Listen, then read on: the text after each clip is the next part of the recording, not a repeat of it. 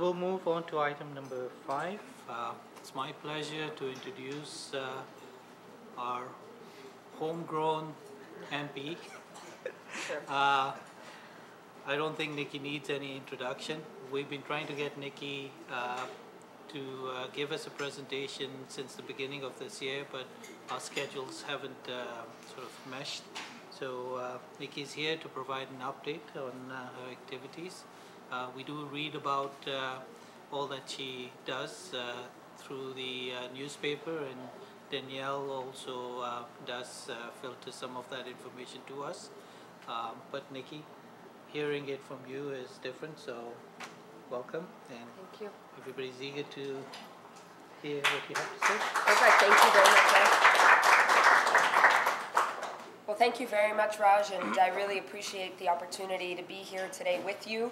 I know I had the chance to sit in on a meeting earlier this year, but I appreciate the opportunity to address you and to spend some time with you as well as community leaders, as people that are doing your best for our community and for our region on a daily basis.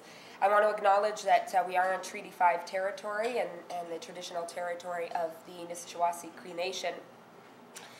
And I want to spend most of my time today talking a bit about what we're facing here in our region and how that connects to what we're going through nationally as well. But first, I'll start off by saying that just in the last few days, we wrapped up our session in Parliament.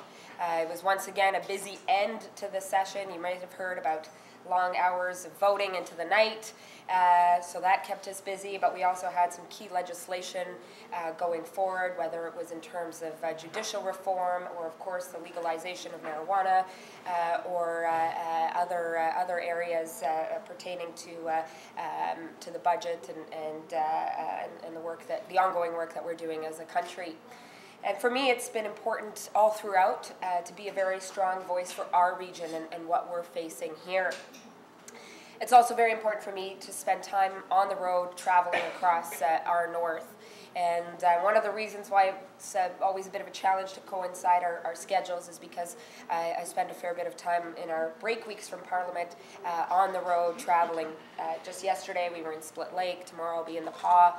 For Canada Day I'll be in Flin Flon as part of the Trout Festival, and then heading up to Churchill next week, and then the Island Lake communities, and then so on and so on.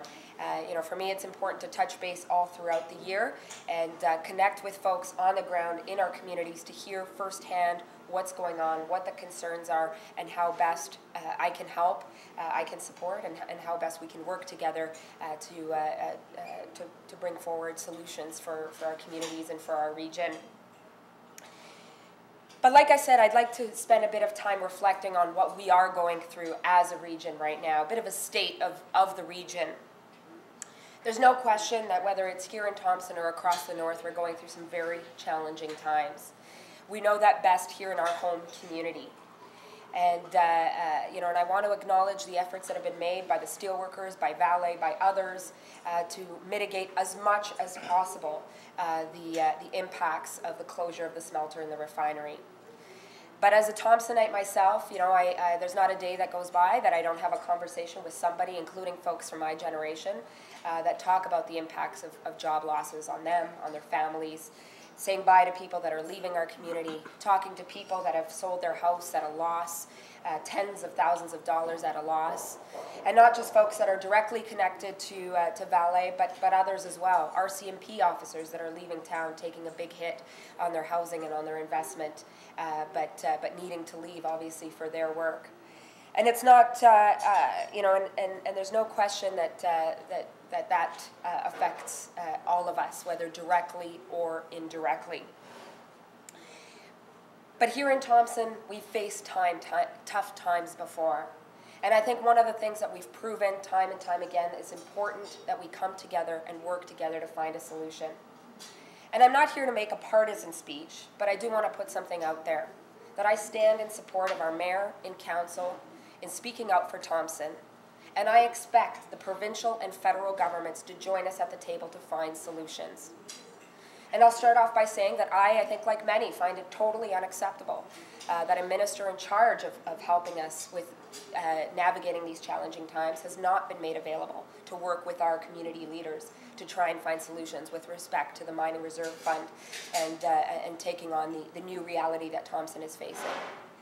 It's very frustrating to see that both at the provincial level and the federal level leaders in government have not been willing to step up and work with Thompsonites, work with us here in our north to try and find solutions. Now, how did we end up here?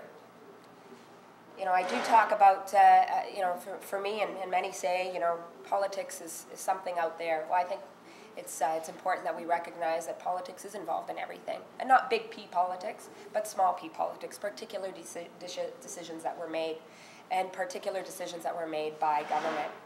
Here in Thompson, we obviously know that the recent history relates to the fact that our federal government approved a sale of then Inco to Vale that then led to the impacts that we're facing today. And unfortunately, like I said, despite the fact that they were active in this new deal that came to pass in our community, they're not active when it comes to finding solutions on how we can go forward. But it's not just Thompson. Many of us know and feel the reverberating impacts of the challenges that Churchill is facing. And this has been a very critical issue for me to speak out on as well. We know that it's going on to 2 years that Churchill lost its port. The port was shut down.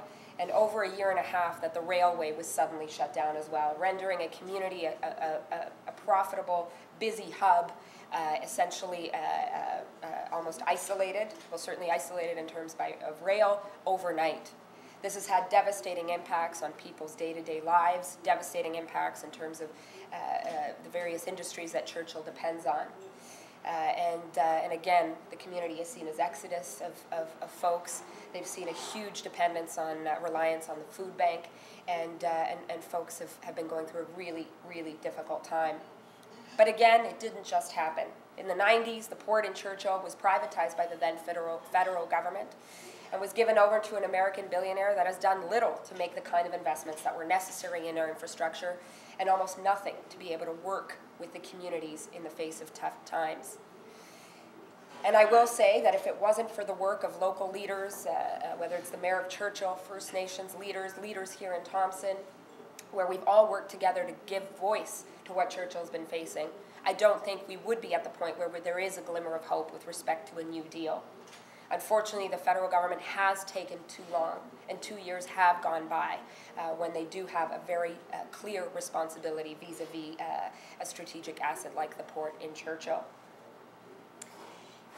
And so whether it's job-killing foreign trade deals, whether it's takeovers, whether it's trade deals, whether it's privatization, again, this didn't just happen. For me, it's really important that we reflect on what the role of government is, what the role of all of us as leaders is, and that, I believe, has to be the well-being of people in our communities, the well-being of our communities more broadly. And when we talk about the federal level, we often hear reference to the national interest.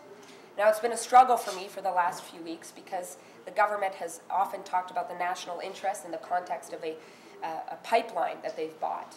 $4.5 billion spent on a 65-year-old pipeline that is nowhere near up to snuff and is a deal that many are deeply concerned about.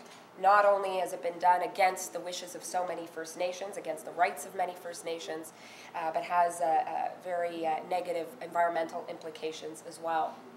What I've said ever since, well, leading up to the potential deal and ever since it's been made, is that if we're really going to talk about the national interest, let's talk about the challenges we're facing here at home. Having a federal partner at the table when it comes to dealing with what Thompson is dealing with. Having the federal government take over the Port of Churchill and the railway and work with local partners to bring it back into operation. Having the federal government to invest in housing and the national housing crisis that exists on so many First Nations in our region that we know has a very negative impact on the lives of many First Nations people here in our north. investing in education and the good work that UCN is doing, and seeing the need to have sustained federal funding when it comes to ensuring that post-secondary education is available, accessible to people in our north. A model that works, but would work a lot. Continue to work with sustained federal support. And for me, the national interest is standing up. The bottom line is standing up for Canadian jobs. Now, I've also been pretty disappointed, frustrated to see the way in which our Prime Minister and his government have also failed when it comes to trade policy. For 2 years, they've invested a great deal in building better relationships with the United States, when many of us have said that signs were that Donald Trump wasn't willing to come to the table and negotiate in good faith. And as we know, just a few weeks ago, we were slapped with tariffs on steel and aluminum, and precipitated essentially a trade dispute, the likes we've never seen. And for me, it's absolutely essential that we have a Prime Minister that, yes, of course, building relationships is key, but let's be real about who we're dealing with, and let's make a priority of standing up for Canadian jobs and Canadian communities, including communities like ours that obviously are involved as part of the steel production chain as well. I believe that it's in the national interest to essentially defend Canadian interests here in our north and across the country. And I believe that that leadership requires recognizing the wealth that we've contributed to our country as Canadians. And that's why we are asking for some of that wealth back, whether it's through the Mining Reserve Fund, whether it's through governments coming to the table and showing leadership and responding to the calls to meet and to be a part of the solution. And I believe that it's absolutely critical that in the times that we live in, that we as Northerners remind folks in power that that is the way we do things here, that in the face of tough times, yes, we pull together, and I'm very encouraged to hear about the meeting that happened yesterday and the potential for exciting investment here in our north. But we also need to make sure that key people in power at the provincial level, at the federal level, are there to listen to us and are there, most importantly, to work with us. I think we need to ask ourselves is who speaks for our north? And for me, as a proud Thompsonite, as a proud Northerner, it's been critical to be a voice for our north. Whether it's in terms of the job losses we're facing, whether it's in terms of losing control over strategic resources, whether it's in terms of facing the challenges that so many First Nations and Métis communities face in our north. And to be a voice alongside so many about the hope that exists, the opportunities that exist with one of the youngest populations in the country, with exciting access to education and training, with tremendous opportunity in terms of wealth of our natural resources, but also our human resources as well. And so in closing, it's clear we all know these are tough times. And it's about time that we send a clear message. We deserve governments on our side. We deserve them to be part of the solution, not the problem. And we will not let up until we can truly build a brighter future for our community and for all communities across our north. Thank you very much.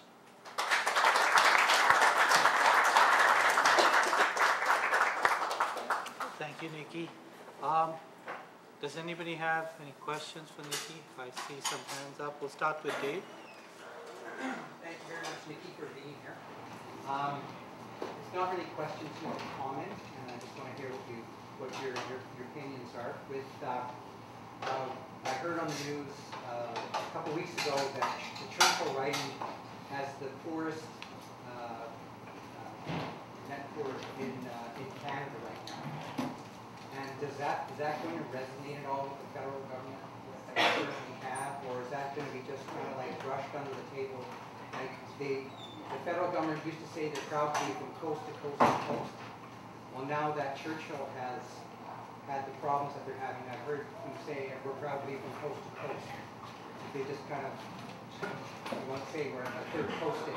So is that what's going to happen, or is that report going to actually resonate with them? They're going to do something about it.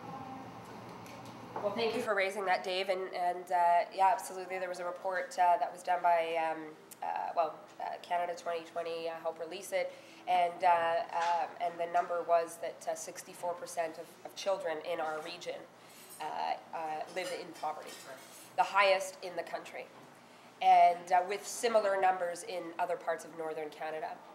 And thank you for raising that. I don't think it comes as a shock to any of us here in whether in Thompson or our north. We know how that kind of poverty is crushing.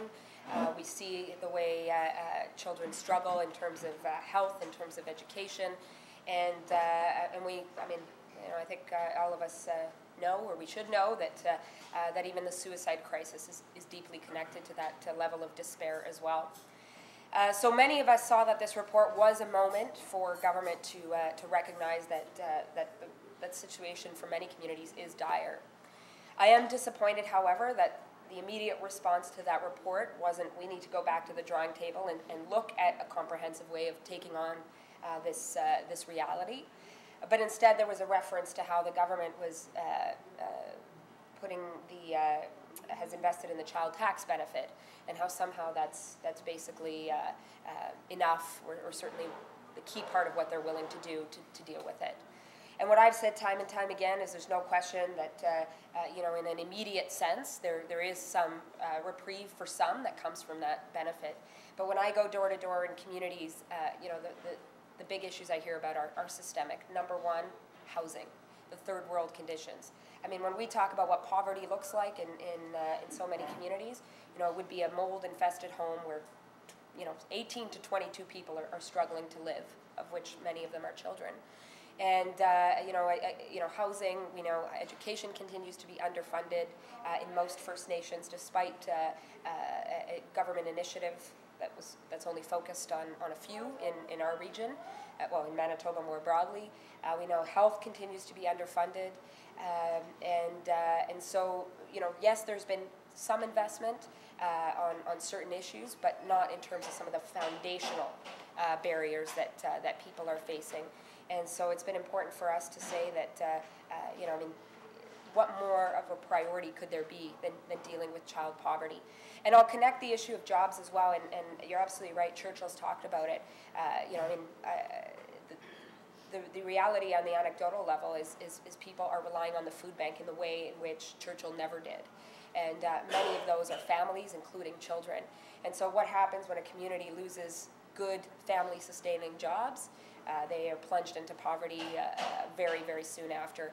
And that's where, whether it's in terms of jobs in Churchill or jobs in Thompson, we need to make sure that an anti-poverty strategy includes a federal action on job protection and job creation.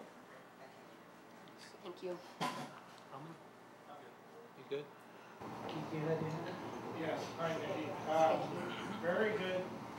I've been following you on Facebook for quite a while now, and it's really nice to see that you're staying up to the north, and we do appreciate that. My question is kind of like, it's a little bit of an overview. I would say like for the rail line. Now we talked about the rail line, the Commerce partnered with other Bay Line Chamber of Commerce, and we put a letter forward to addressing our concerns as well. But does the MVP, and this is kind of like maybe not fair, but is the MVP, do they have a strategy going forward? So when this rail line is repaired and the port is open again, that we have a strategy so this will not repeat itself. Mm-hmm. Because we have to learn from our mistakes, and as you pointed out, there's been critical errors all the way along the path. But at the end of the day, we just cannot afford to do that again. Because as you pointed out, treating citizens in Canada like these third world countries unacceptable. Mm-hmm. Mm-hmm. Well, thank you, Keith, and I appreciate the work that you and the Chamber and so many around the table have done to be a voice, obviously for our community, but also for Churchill as well. They've really needed support across the board. And you're absolutely right. We can't end up down the same path, 10, 15, 20 years down the line. It's clear to many of us that the model that Omnitrax was pursuing was a complete failure.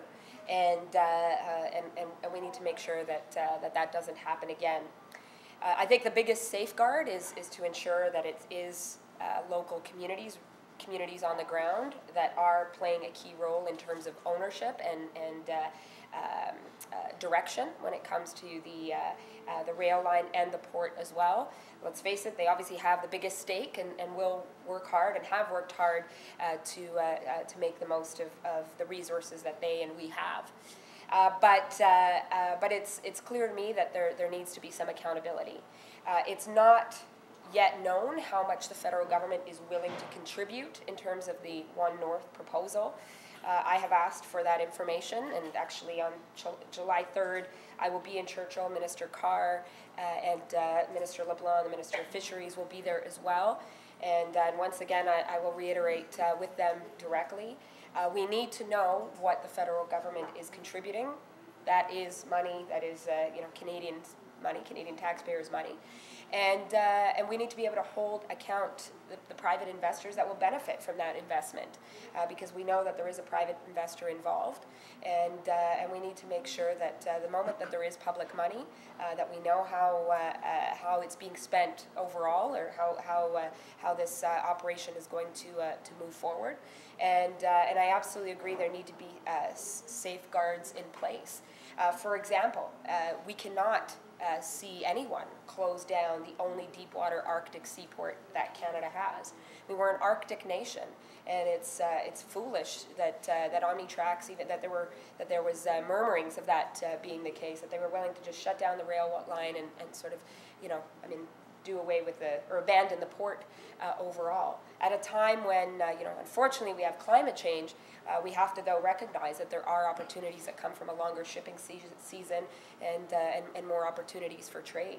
So we need to ensure that whoever takes over and certainly is involved in the investment is in the long haul, and that Canadian interests, as in the operation of the port and the rail line, are protected for not just for the immediate future, but in the long term as well.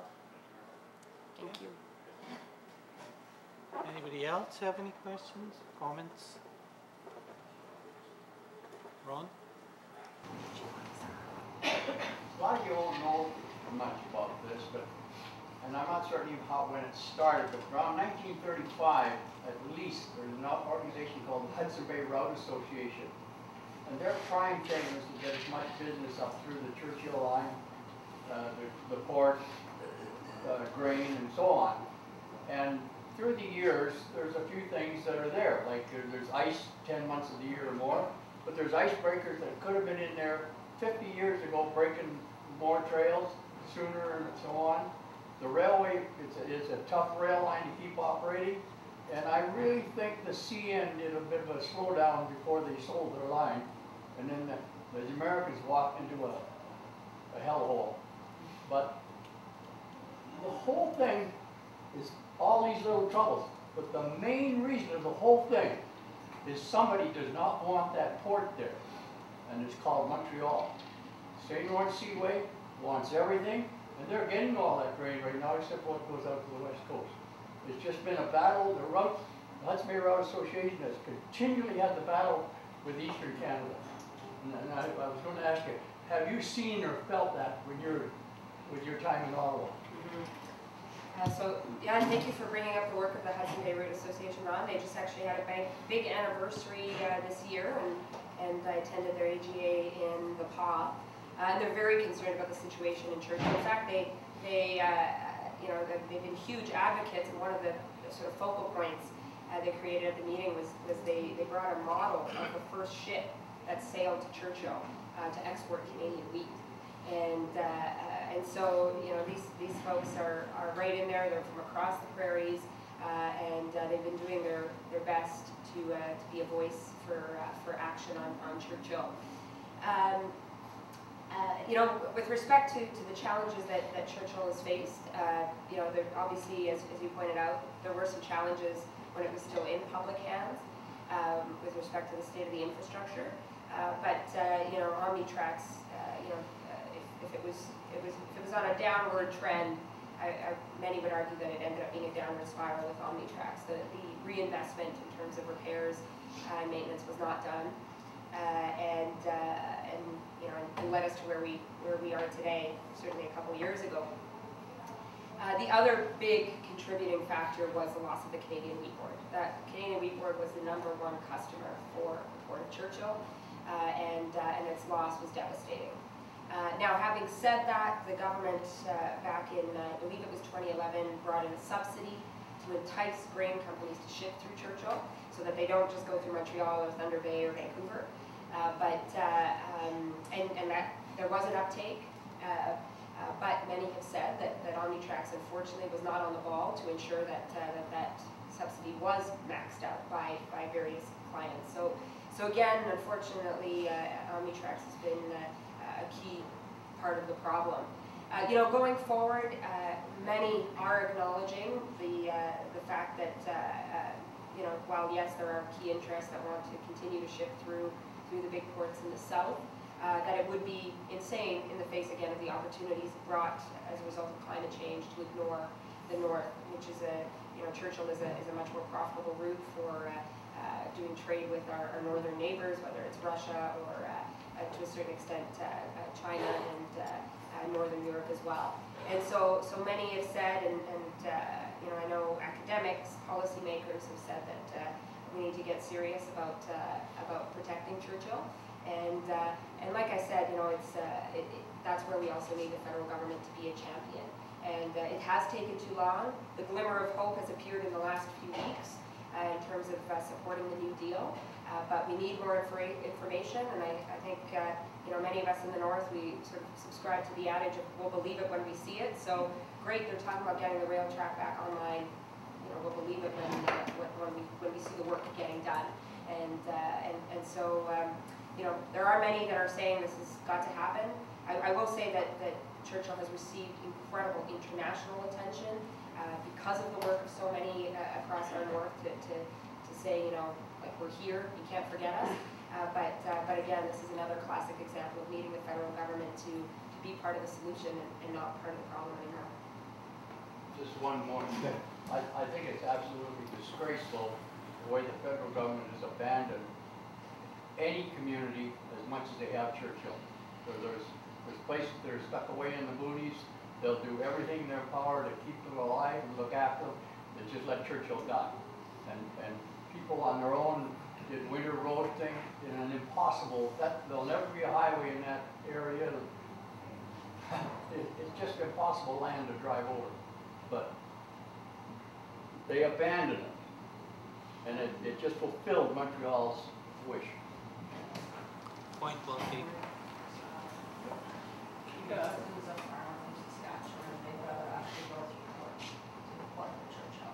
We've been talking about it for years, ever since 50, so probably, what do I remember the word? Wheat grain, right? Okay, so probably since 45 years, and they've always wanted to bring it up here because it's quicker, it's cheaper from mid-Saskatchewan to go up north, and then to send it overseas. That's what their wish was, that's what they wanted, but that's not what they got. So my question then would be, if we're acknowledging that Churchill has lost business at the port there because they've lost their bigger client, the Wheat Board, right? And the Wheat Board is operating mainly down south, as I understand it, so it is economically viable for them to use other ports. You've also mentioned that we have a longer shipping season here, which implies that we also have a longer growing season up here. So has it been explored yet to add or to push people into northern agriculture so that there is stuff closer to Churchill that can be shipped to that port where it is actually more expensive to send it to Montreal or Vancouver than it would be to send it 5-6 hours away to Churchill? Right? Has that been looked into at all? So I will say that the loudest voices when it comes to production have been from farmers who've been incapable of sending their product, or some of their product through Churchill. There has been talk sort of in a parallel sense around greater food security in our north. But I think that's definitely an option that One North and the team could look at. I think some of the newer forms of agriculture are more small scale that we're seeing in our north. There's some really exciting stuff happening in the PA and in the Island Lake region. Small scale because of funds, right? Yeah. These things can adapt well to any sort of scale of production. It's just whether or not the money is there to set up the production. Yeah, I mean, and again, there's an example where we could look at more resources, and to connect with opportunities like Churchill. But I think that's also what we will see when we have Northerners driving the agenda, if and when the One North body gets moving. I hope significant federal support is seeing that, yes, Western grain farmers, but also, northern entrepreneurs, northern businesses are able to tap into it as well. There's no question that more needs to be done to be able to promote Churchill and to reach out to different clients out there, something that many have said was not being done over the last few years. Okay. Well, thank you very much, Nikki. That was very, very informative. And we will make sure that we have you back next year. Please do. I'll be back to listen anyway.